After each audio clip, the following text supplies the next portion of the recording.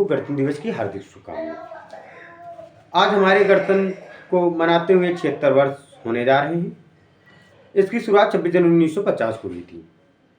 जब 26 जनवरी 1950 को हुई थी तो एक और इसमें नियम लागू किया गया था कि जो लोग विशेष कार्य करेंगे उनको विशेष सम्मान भी दिया जाएगा। उन विशेष सम्मान में पद्म विभूषण, पद्म भूषण और पद्मश्री आता है।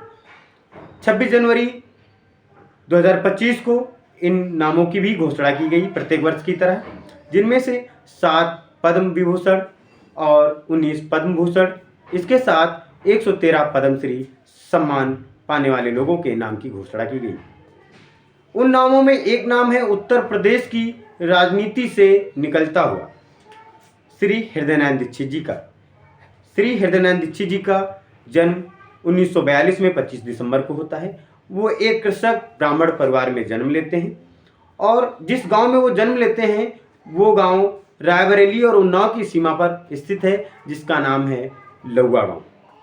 वैसे तो इनका जो शिक्षा हुई वो जनपद उन्नाव से ही हुई और वो जनपद उन्नाव के वरिष्ठ पत्रकार भी बने। उन्होंने जर्नलिज्म की भी पढ़ाई की।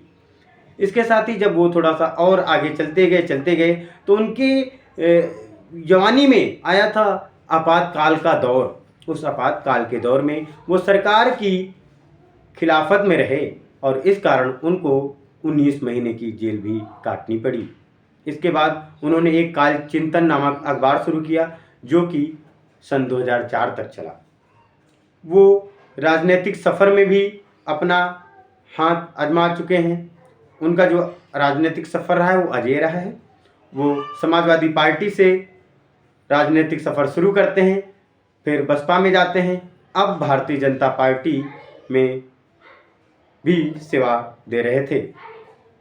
वो 17वें विधानसभा चुनाव उत्तर प्रदेश का होता है, उसमें भगवंत नगर विधानसभा से चुनाव जीतते हैं और उत्तर प्रदेश की विधानसभा अध्यक्ष की सीट पर सुशोभित होते हैं।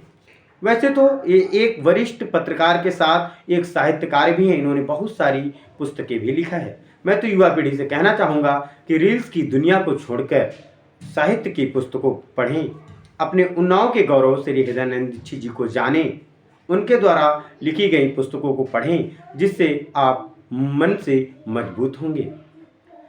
ये उन्नाव जनपद के लिए गौरव का क्षण रहा है क्योंकि उनको इस विशेष सम्मान से सम्मानित किया जा रहा है और वह क्षेत्र है साहित्य और शिक्षा का।